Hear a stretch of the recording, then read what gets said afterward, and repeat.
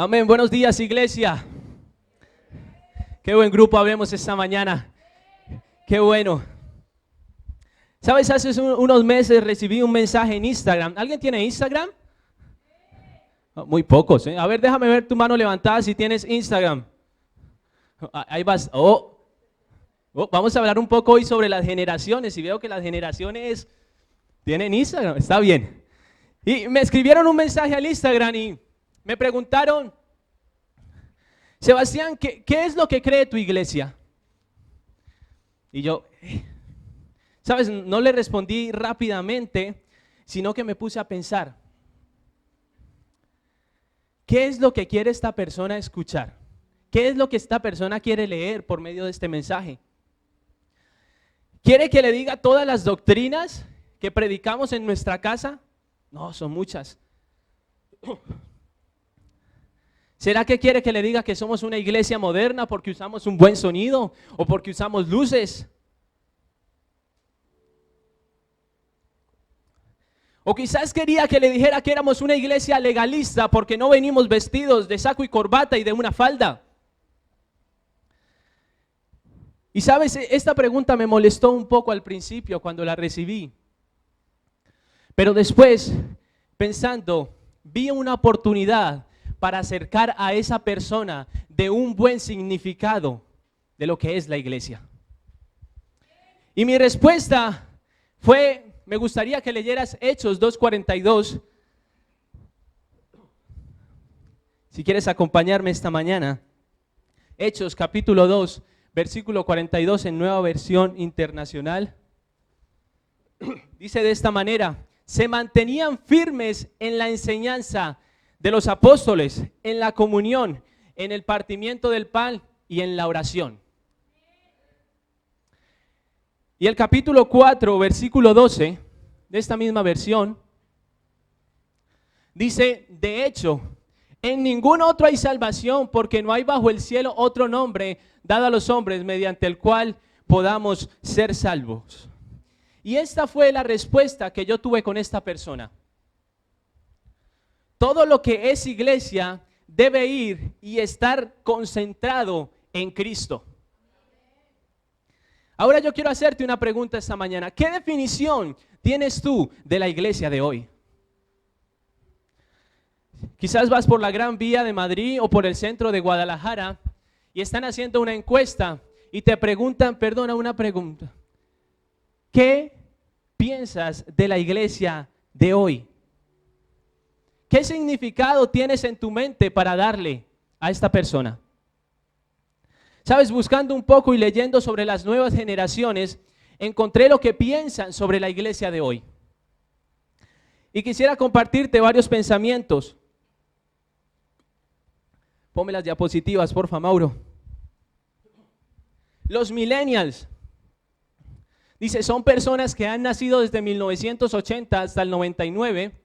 Según el estudio de Barna Group, 6 de cada 10 millennials que crecieron en la iglesia la han abandonado después. Para 3 de cada 10 la iglesia no es importante, mientras que para 4 de cada 10 dicen que es algo o poco importante. La motivación general de estas respuestas es que la iglesia no es necesaria e incluso para algunos resulta perjudicial. Sigamos con la otra, porfa. Entre los que dicen que la iglesia no es importante, lo hacen por 2 razones. Número 1, porque creen que pueden encontrar a Dios en otras partes, lo cree el 39%, o sea, 2 de cada 5 personas. Y número 2, porque la iglesia no es relevante para ellos, el 35% lo piensa. Otros aducen que la iglesia es aburrida, que Dios no se encuentra en la iglesia o que la iglesia está fuera de época. Siguiente, por favor. Para 1/3, las percepciones negativas son el resultado de, número 1, fallas morales en quienes tienen responsabilidades en la iglesia. Y número 2, de percibir a los cristianos como quienes solo juzgan. Son hipócritas, están contra los homosexuales o son insensibles hacia los demás. ¿Sabes? Los eslóganes más comunes de esta generación de los millennials es esto. Dame la siguiente. La gente que va a la iglesia es tolerante con las personas de otras creencias. Lo piensa el 46%. Para el 44% de los millennials, la iglesia es un club demasiado exclusivo, mientras que hasta 2/3 partes dicen que las personas practicantes son mucho o un poco hipócritas. Este es el pensamiento que tienen los millennials. También quise investigar un poco sobre la nueva generación que están haciendo ahora, que se llama la generación Z, o también se les llama los postmillennials, quienes han nacido a partir del 99 o del 2000 hasta el día de hoy. Y esta generación Z afirma no tener una identidad religiosa. Dame la siguiente diapositiva. Dice, el porcentaje de la generación Z que se identifica como ateo es el doble que el de la población general. Es decir, el 13% versus el 6% de todos los adultos. Siguiente diapositiva. Algunos de los obstáculos más grandes para creer a nivel general son el problema de la maldad, la hipocresía percibida entre los cristianos y el conflicto aparente entre la ciencia y las escrituras. Dice, este nuevo estudio muestra que la generación Z tiene una forma de ver la vida y código moral muy inclusivos e individualistas. Ven el mundo y a sí mismo de forma muy distintas a sus padres, que eran de la generación X. Dice, lo que es verdadero para alguien, quizás no lo es para mí. Tienen un pensamiento totalmente relativo. Y más de la mitad de la generación Z dicen que formar parte de una iglesia es no demasiado importante, lo piensa el 27%, o nada importante. Solo 1 de cada 5 dice que asistir a la iglesia es muy importante. Solo 1 de cada 5. Y por último, tengo una gráfica para enseñarles. Quizás no lo pueden ver muy bien.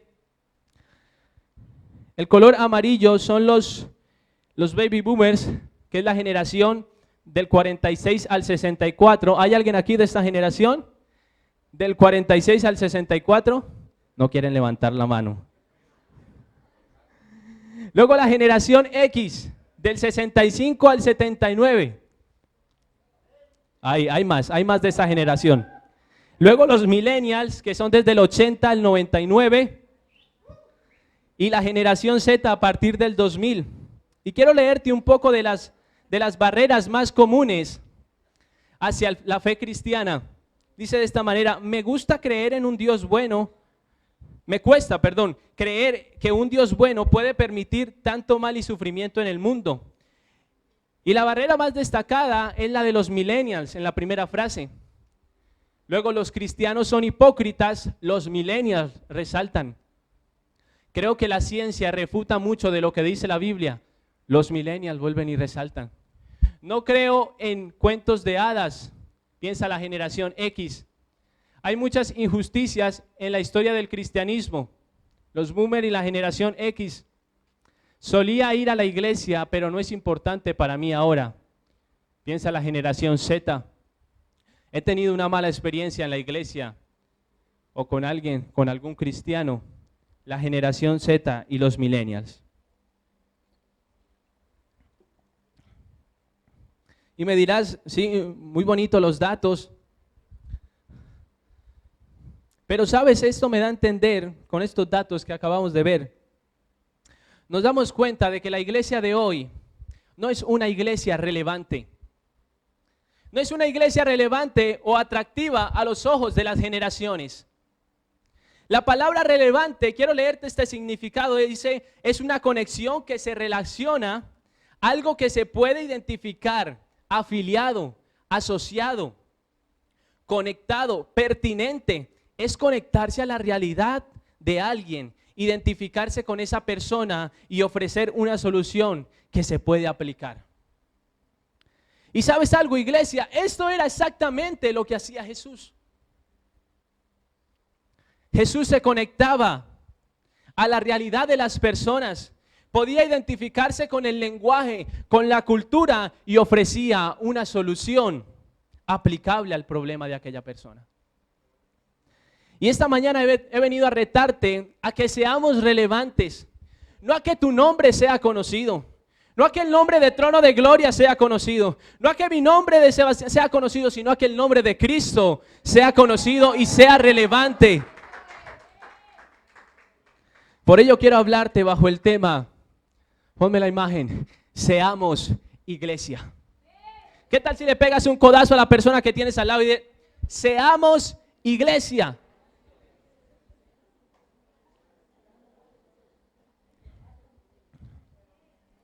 No logran imaginar cómo me encanta hablar de la iglesia. Cómo aprender juntos a ser iglesia es lo mejor todos los domingos. Pero hay algo que me da más miedo y es herir la iglesia. Y quizás este mensaje no va a ser un mensaje de avivamiento. No va a ser un mensaje en el que te vas a parar en la silla y vas a saltar esta mañana. Pero como dice mi papá, es uno de estos mensajes que te salvan. No te traigo un mensaje motivacional esta mañana, iglesia. Si quizás viniste a esperar, no, vas a tener fe, el problema se va a solucionar. No he traído un mensaje de esta manera. Dios ha puesto esto en mi corazón. Y quizás te vas a sentir aludido. O de pronto te vas a sentir que están hablando de ti. Como yo me sentí aludido cuando estaba desarrollando este mensaje. Pero espero verte el próximo fin de semana. Déjame ver tu mano si vas a venir el próximo fin de semana. Estamos en la iglesia, no se puede mentir. El próximo fin de semana nos vemos. Y esta mañana quiero que volemos y aterricemos en unos lugares específicos en la carta a los Efesios. Me gustaría que abras la carta a los Efesios y la tengas ahí abierta porque la vamos a utilizar esta mañana. Y si estás tomando apuntes, quiero ponerte en contexto un poco sobre lo que pasa con la carta a los Efesios. Esta carta se escribió cuando Pablo estaba haciendo el tercer viaje misionero a Roma. Estuvo en Roma y estuvo preso. Y desde allí, desde la cárcel, decidió escribir esta carta a los Efesios. Éfeso era una metrópolis, era una de las 3 ciudades más importantes. Estaba Antioquía en Siria y estaba Alejandría en Egipto. Era un centro cultural de mucha importancia por sus filósofos, por sus artistas, por sus oradores. Contaba con el templo de la diosa Diana. Quizás habrás leído en alguna enciclopedia o visto en alguna película y escuchado sobre la diosa Diana. Este se consideró por un tiempo una de las 7 maravillas del mundo y duró 220 años en construirse. Era una ciudad donde se practicaba la magia y el oscurantismo. Esto era lo que rodeaba la iglesia de Éfeso. Podríamos decir que Éfeso era como Nueva York, Madrid o Barcelona en estos momentos. Pero esta carta fue un escrito sublime. Dicen los teólogos que es la mejor carta que se ve del apóstol Pablo, la carta a los Efesios. Pero hay algo muy curioso y es que esta carta no iba dirigida a los Efesios. ¿Por qué? Porque en los manuscritos anteriores decía a los fieles y santos que están en Cristo, pero no decía a los destinatarios. Por eso concluimos de que los Efesios no eran las personas a las que esta carta iba dirigida. Pero al ser una carta tan buena, sí fue distribuida por la región y por varias iglesias. Y quizás la primera iglesia a la que llegó fue la iglesia de Éfeso. Por eso años más tarde decidieron ponerle la carta a los Efesios. Y es una carta donde Pablo enriquece a la iglesia y le da indicaciones de cómo debemos vivir. Es tan buena que su contenido era importante en el ayer. En el hoy sirve el contenido de la carta a los Efesios. Y si pasan 50 años, la iglesia seguirá utilizando la carta a los Efesios. Y esta semana leyendo un comentario, el comentarista decía, la carta a los Efesios, esta carta produce la clase de cristianos que más necesitamos. Te lo voy a repetir. La carta a los Efesios produce la clase de cristianos que más necesitamos. Así que si quieres ser un buen cristiano, te invito a que en tu casa empieces a estudiar la carta de los Efesios, versículo a versículo. Y el punto número 1 del que quiero hablarte esta mañana: seamos una iglesia apasionada. Acompáñame a Efesios capítulo 2, versículo 8.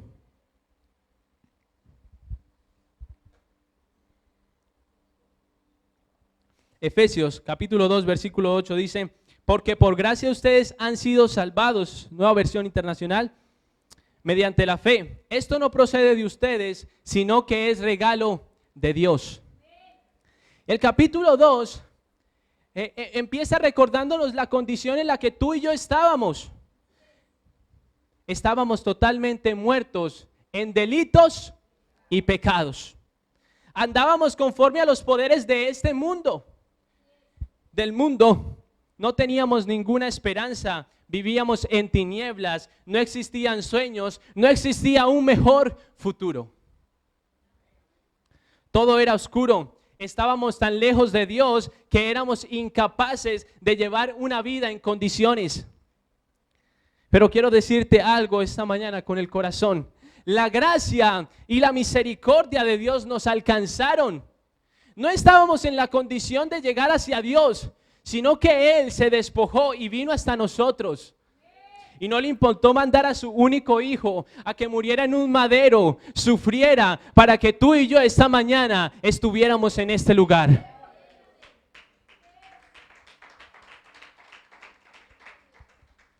Y sabes algo, iglesia, es por gracia que hemos sido salvados. No es por tus obras. No es por lo bueno que te comportes con tu esposa.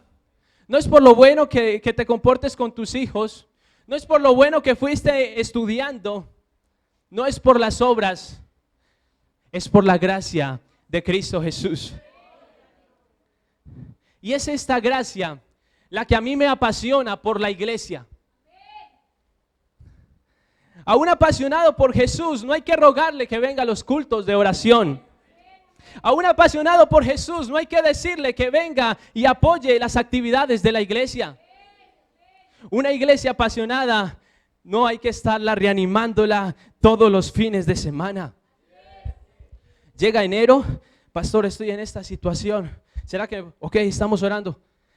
Julio, estás en la misma situación, sigues con el mismo problema. Y llega diciembre y sigues con el mismo problema. ¿Hasta cuándo vas a seguir en el mismo problema? Una iglesia apasionada no aparenta ser una en la calle, otra en la casa y otra en la iglesia. Una iglesia apasionada no repara al equipo de alabanza. Qué mal cantó Edison hoy. Me desconectó totalmente lo que estaba sintiendo. Esas muchachas desafinan de una manera impresionante. Y esos músicos la mantienen embarrando haciendo arreglos nuevos cada fin de semana. Pero es culpa de Jean Paul, mentira. Te quiero. Y ¿sabes? Una iglesia apasionada no repara lo que pasa aquí arriba. Una iglesia apasionada no es condicionada por unas luces o por un humo que sale detrás de tarima. Una iglesia apasionada adora genuinamente. ¿Sabes? Y cuando hablo de adoración genuina, se me viene a mi mente una clase en la universidad que nos decía el profesor. Les voy a decir algo. Los cristianos, en el momento en el que más mienten, es a la hora de cantar. Yo no podía entender esa frase y la estuve repitiendo y repitiendo. Los cristianos, cuando más mienten, es a la hora de cantar. ¿Por qué? Se nos ha hecho tan común el tiempo de alabanza que ya no te importa que la persona que tienes al lado esté conectado con Jesús, pero como quieres salir al baño, entonces desconectas a la persona y vas a tu baño.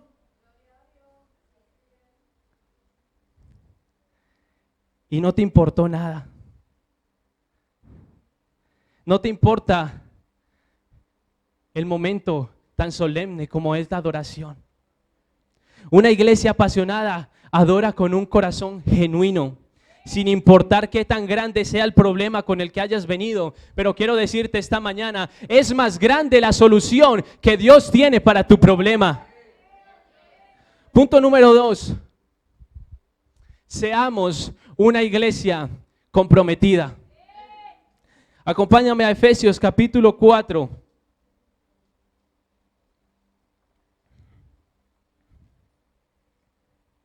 Efesios capítulo 4, versículo 1 al 3. Dice así: por eso yo, que estoy preso por la causa del Señor, les ruego que vivan de una manera digna del llamamiento que han recibido, siempre humildes y amables, pacientes, tolerantes unos con otros en amor. Esfuércense por mantener la unidad del Espíritu mediante el vínculo de la paz. Una iglesia comprometida es una iglesia que tiene claro cuál es su llamamiento, hacia dónde va y tiene claro que sus bases están en Cristo. Dios a cada uno nos ha dado dones y habilidades. El problema es que somos tan comprometidos con nuestros trabajos seculares que a veces el don que Dios te ha dado se ve oculto en la iglesia. Somos tan comprometidos en lo que nos genera ingresos, como es llegar puntual al trabajo. Pero cuando se trata de compromiso en la iglesia, entonces no te importa llegar tarde a la celebración de los domingos. Y voy a agachar la cabeza para que no digan, es que Sebastián me estaba mirando y eso era para mí. Recíbelo si es para ti esta mañana. Cuando se trata de que va a beneficiar mi bolsillo, entonces sí llego media hora antes para que el jefe me vea bien arreglado, mis botas están bien limpias, mi pantalón está planchado. Pero cuando se trata de venir a la iglesia, entonces llegas 10, 15, 20 minutos tarde o cuando el mensaje ya arrancó. Creo que me estoy metiendo en la cocina de alguien esta mañana. El versículo 11, vamos al versículo 11 del capítulo 4. Dice de esta manera: Él mismo constituyó a unos apóstoles, a otros profetas, a otros evangelistas, a otros pastores y maestros, con el fin de capacitar al pueblo de Dios. Mi pregunta esta mañana para ti: ¿sabes para qué has sido llamado en el cuerpo de Cristo? Muchas veces nos pasamos el tiempo criticando a nuestros líderes por lo mal que salen algunas cosas. Pero quiero decirte algo: tu líder tiene claro para qué Dios lo ha llamado. ¿Y tú tienes claro para lo que Dios te ha llamado? Si lo tuvieras claro, y si lo tuviéramos claro, existiría lealtad en nuestra vida. Dios te está llamando a ser parte de su cuerpo. No está conforme con lo que estamos haciendo. Podemos llegar a más celebraciones un día domingo, 2, 3 servicios un día domingo. Podemos llegar a que cada domingo hayan personas nuevas que entren por esa puerta y reciban a Cristo. Pero lo que quiere son corazones comprometidos más con Él que con la nómina que recibes cada fin de mes. Una iglesia comprometida apoya a las iglesias en casa. Una iglesia comprometida se preocupa por sus hermanos. Y si mi hermano está pasando por una necesidad, entonces me toco el bolsillo y saco mis 10, 20, 30, 50 euros. Y si mi hermano los necesita, los doy. Porque una iglesia comprometida es dadivosa. Una iglesia comprometida va por aquellos hermanos que no tienen transporte. Una iglesia comprometida le da una llamada a aquella persona que hace rato que no viene. Sabemos que no está el pastor, pero no es para que deje de venir a la iglesia. No sé qué pasará contigo. Ya va a llegar el pastor, pero ven a la iglesia. Una iglesia comprometida acepta a las personas nuevas. Una iglesia comprometida cede su silla cuando ve que todo el equipo de staff está loco por encontrar una silla, pero como llevas 20 años en la iglesia sentado todos los domingos en el mismo lugar, eso no quiere decir que la silla es tuya. Una iglesia comprometida, si es necesario, cede la silla, siéntese la persona nueva. De eso se trata una iglesia comprometida. Una iglesia comprometida trae ideas nuevas, pero si no son tan buenas y es más buena la del hermano, entonces bajo la cabeza y hacemos la idea, la mejor idea. Pero no me enojo y no vuelvo a la iglesia y hablo del líder y digo aquello porque no aceptaron mi idea. Eso es una iglesia comprometida. Una iglesia comprometida propaga el evangelio, aun cuando la situación personal, aun cuando mis finanzas, mi familia o no sé, mi vecindad está mal. Es allí donde propagamos el evangelio. Una iglesia comprometida levanta el nombre de Jesús en medio de una generación perversa y sin valores.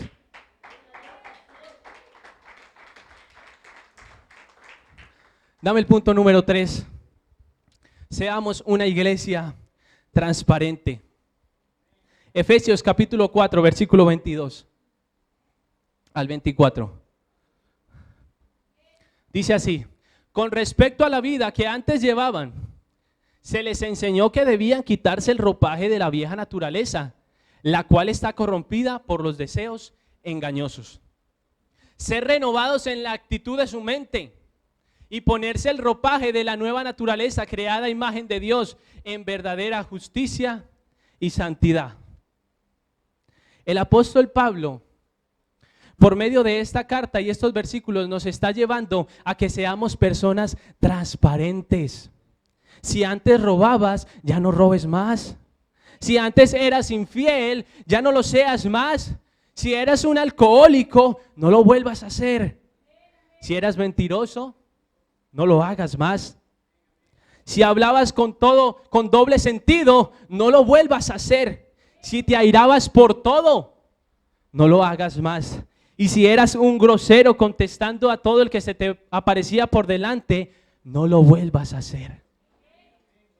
Es tiempo de dejar de imitar lo que hacen las personas de afuera. Es tiempo de quitarse el ropaje que antes teníamos y ahora vestirnos con justicia y verdad. Es tiempo de ser una iglesia transparente, donde lo que hacíamos antes ya lo dejamos atrás. Es que mantengo en el mismo pecado, mantengo en el mismo fallo, pero llevas 20 años de cristiano, por favor. El pecado que nos condicionaba ya no está, ahora hay una nueva naturaleza en tu vida y es Cristo. Una iglesia transparente, gracias, lo voy a decir de para atrás. Una iglesia transparente no tiene chismes.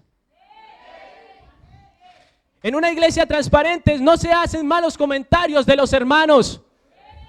En una iglesia transparente no se repara cómo fue que vino el hermano. Hermano, vino pero horrible, ¿la viste? ¿Viste el vestido tan ostentoso que? Ese reloj de plata que se compró, por Dios. No, una iglesia transparente no repara la vestimenta de mi hermano. En una iglesia transparente no se hacen visitas inapropiadas para hablar mal del equipo pastoral. Una iglesia transparente no es egoísta. Vamos, y si estás conmigo, dame un amén esta mañana. En una iglesia transparente no hay altivez de liderazgo.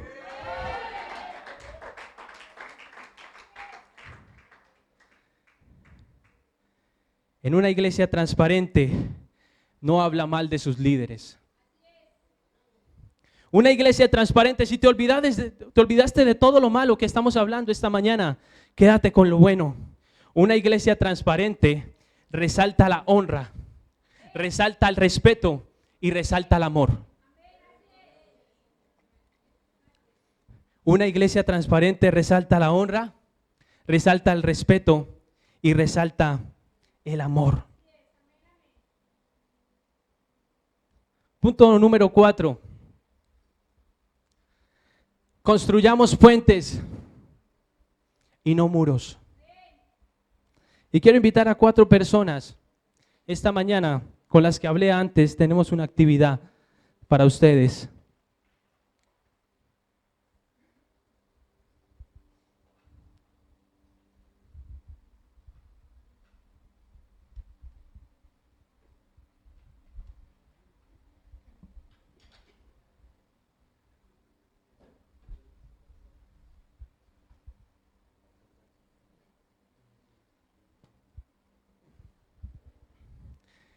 Cada uno de ellos representa la iglesia. ¿Sabes? La iglesia no son 4 paredes donde venimos todos los fines de semana a cantar unas cuantas canciones y a escuchar a este muchacho que está diciendo más esta mañana. La iglesia va más allá de un lugar. La iglesia somos tú y yo. Y quizás cuando llegaste a este lugar, estabas rígido, así como están ellos. Espera. Estaban totalmente rígidos, no se movían de su lugar. No tengo ganas de hablar con nadie, no le quiero compartir mi problema a nadie, no quiero saber nada de que aquí hay hermanos. Estabas rígido cuando llegaste a este lugar. Pero la iglesia está para apoyarse unos con otros. Estamos para darle fuerzas al cansado. Estamos para levantar el liderazgo de los pastores que Dios ha puesto en este lugar. Estamos para levantar líderes fuertes en sus áreas. La iglesia está con el fin de cuidar a los que ya están y de aceptar a las personas nuevas. Así que te fuiste tumbando y fuiste cediendo a medida que pasó el tiempo en la iglesia. Así como están ellos. Llegaron rígidos a este lugar, pero a poco fueron cediendo. Y estas sillas representan todo lo malo que trajiste a la iglesia. Es que yo no confío en nadie, es que yo soy un egoísta, es que yo esto, es que yo aquello. Pero ¿sabes qué empezó a hacer Dios? Y quiero que te des cuenta esta mañana de lo que es la iglesia y para qué sirve la iglesia. Es de esta manera. Vamos, muchachos. Dios empezó a quitar todo lo que te estaba haciendo daño. Y cuando te diste cuenta, empezaste a confiar tanto en las personas de la iglesia que te diste cuenta que sí había amigos en este lugar. Te diste cuenta que la iglesia es para confiar en las otras personas. No hace falta que estés siempre subyugado a lo que tienes.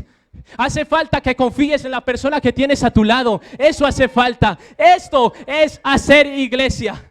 Se me están cansando, ¿no, muchachos? No me van a caer. Tranquilo, Alonso. Voy por ti. Ya, chicos, gracias. Un fuerte aplauso para ellos.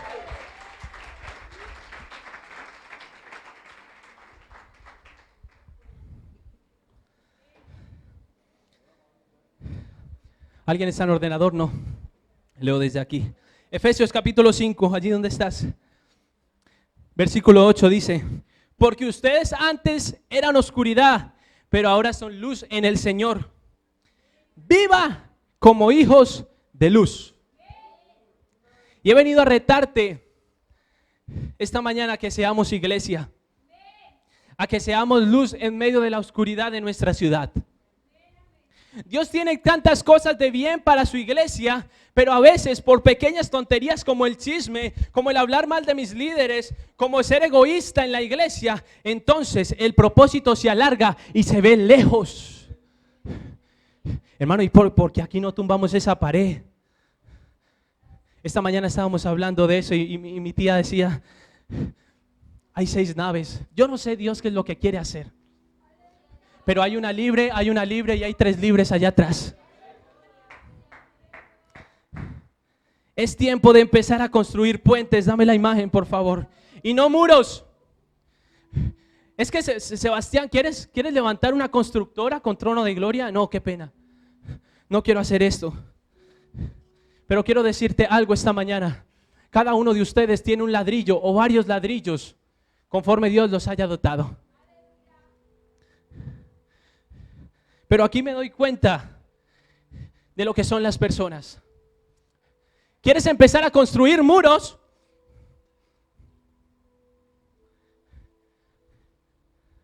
Muros que te van a aislar de las personas.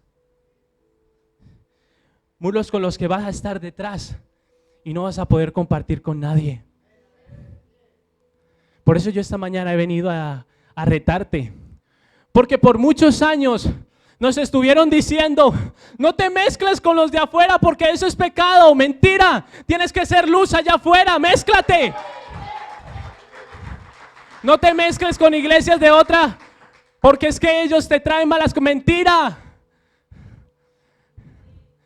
Yo no sé qué estás construyendo en tu vida. Yo no sé si estás edificando un muro de aquí al cielo. Y quiero decirte que si es así, ¿para qué vas a ir al cielo? Quédate acá abajo. No vayas al cielo, que allá no van a haber muros. Allá van a haber puentes. ¿Y sabes qué, iglesia? Si estás dispuesto a edificar puentes, entonces Dios está contigo esta mañana y te quiere decir, el puente sirve para conectar con las personas, para conectar con la siguiente generación. ¿Qué tal si te pones en pie esta mañana?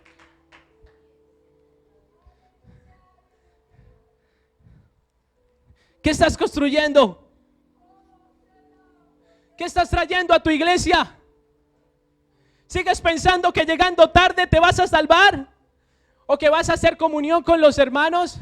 ¿O que si hablando de los otros estás haciendo bien en la iglesia? Déjame decirte que no. Y perdóname si esta mañana quizás como que metieron el dedo ahí. Una vez me accidenté en la moto y todo esto me quedó en carne viva. Pero quiero hacer esto porque en ese momento yo sentía el dedo y la enfermera me tocaba. Yo, cuidado, no lo hagas. Y quizás te sientes así esta mañana de lo que estamos hablando. Dios está metiendo su mano y quiere sanar lo que tú tienes en tu corazón. Ese egoísmo, esa arrogancia que sientes por tu hermano. Y quiere que aprendas a hacer iglesia. Ahí, cierra tus ojos. Quiero leerte algo de este libro que leí esta semana en mi devocional y dice así: amo la iglesia porque allí nos reunimos para alabar a Dios. Amo la iglesia porque es allí donde somos instruidos semanalmente en su palabra. ¿Quién dice amén?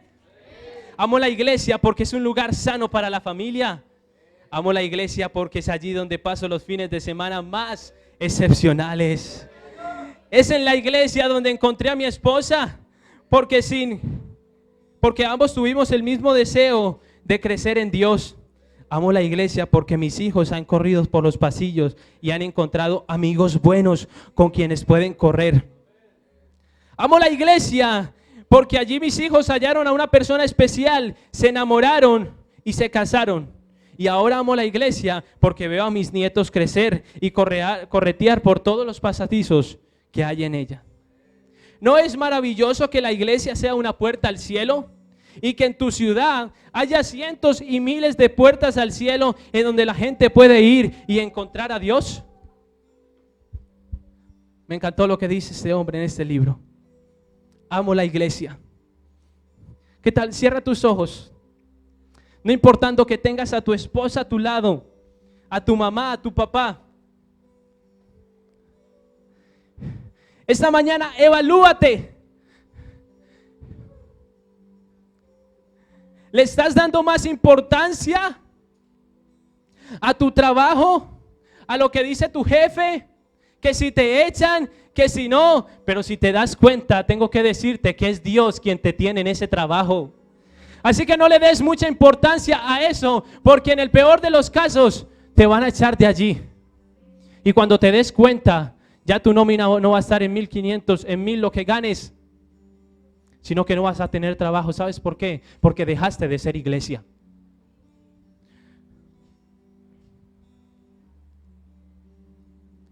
Y mientras que la banda empieza a ministrar, yo no sé si tienes que pedir perdón esta mañana, Jesús.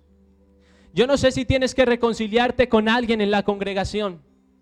Yo no sé si tienes que ir donde alguien y pedir disculpas porque lo ofendiste, porque no lo saludaste, porque no le hiciste el favor. Yo no sé si le tienes que pedir disculpas a Dios esta mañana. Porque a veces tenemos un tan mal concepto de lo que es la iglesia. ¿Y sabes por qué no vienen nuevas personas? Porque es que no hemos aprendido a ser iglesia. Vamos, habla con Dios. Yo no te voy a animar más esta mañana. Habla con Dios ahí donde estás. Señor, examíname, dijo el salmista. Examíname hoy y quita todo lo que está haciendo mal dentro de mí. ¿Qué está haciendo mal dentro de ti?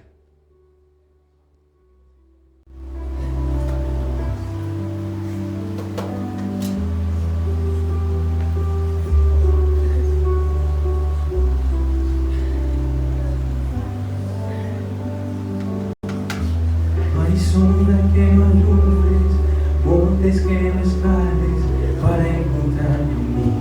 ¿Sabes? A pesar de lo que estás haciendo, a pesar del falso concepto que te has creado de la iglesia, a pesar de que a veces tenemos problemas con nuestros hermanos y pequemos y cometemos fallos, esto es lo que pasa. No hay pared que Él no derrumbe y muro que no rompa para llegar hasta donde estás tú. Vamos. No hay sombra que no alumbres, monte que no escales para encontrar. Canta con el corazón esta mañana, iglesia. No hay pared que no derrumbes, cadena que no rompas para encontrarme a mí. Vamos una vez más, una vez más.